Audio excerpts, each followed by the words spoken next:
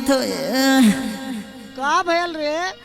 अरे का बताएं, एकदम पूरा दहिया वहिया बहुत तेज टूटता हो। तो बताइबी तब न जानब। अरे ला सुना। सुनाओ। अरे झरवादार जाऊ हो, झरवादार जाऊ।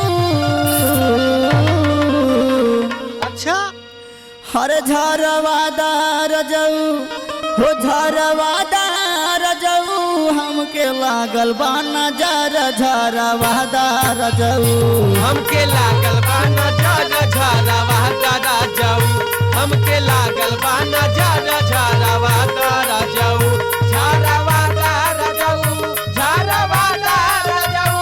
हमके लागल बा नजर झरवादार जाऊ। हमके लागल बा नजर झरवादार जाऊ।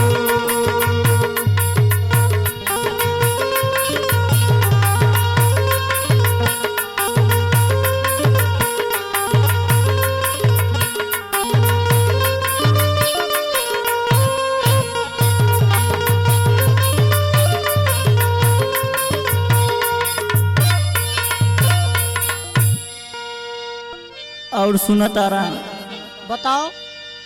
अरे लागल बा नजर पूरा देहिया पीराता। दिल घबराता मोर मन कुलाता। अरे लागल बा नजर पूरा देहिया पीराता। और दिल घबराता मोर मन कुलाता।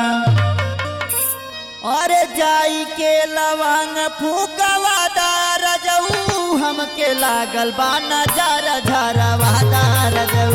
हमके लागल बा नजर झरवादार जाऊ। हमके लागल बा नजर झरवादार जाऊ। झरवादार जाऊ, झरवादार जाऊ। हमके लागल बा नजर झरवादार जाऊ। हमके लागल बा नजर झरवादार जाऊ।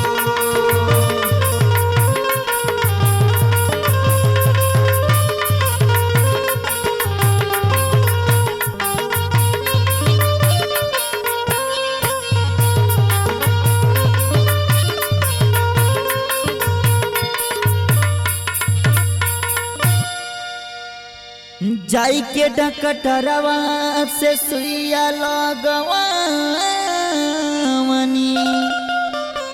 होम्योपैथ एलोपैथ दवाइया करवनी।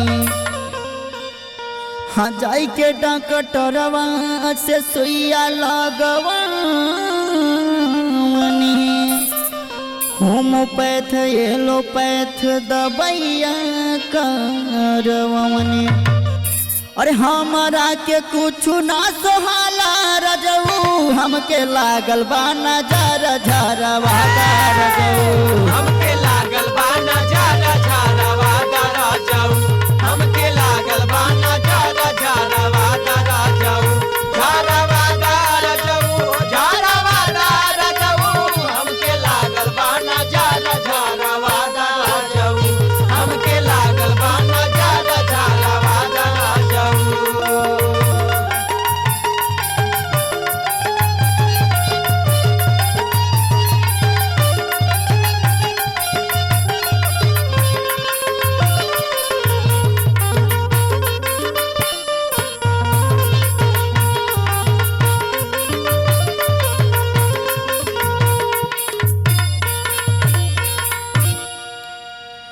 रंजित राव बुझा मोर परेशानी।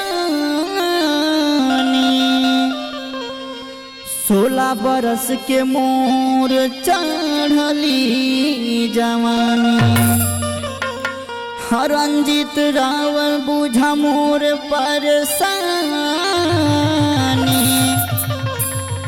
16 बरस के मोर चढ़ली जवानी।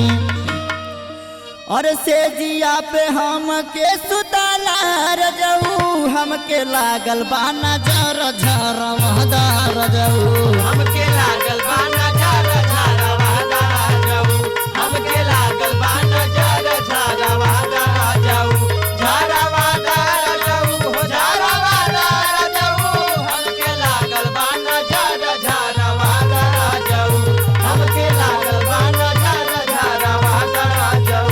हमके लागल बा नजर झरवादा रजऊ हमके